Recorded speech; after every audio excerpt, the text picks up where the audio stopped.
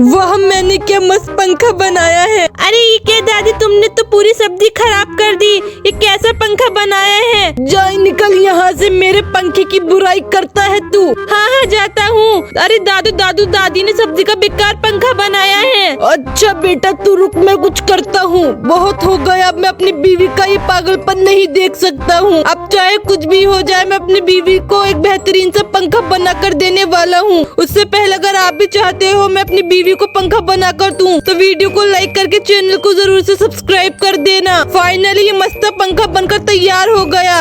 ले छोटू, अपनी दादी को ये पंखा दे आ। लो दादी। अरे वाह छोटू, कितना प्यारा पंखा है। तूने क्या मस्त पंखा बना कर दिया है, मजा ही आ गया।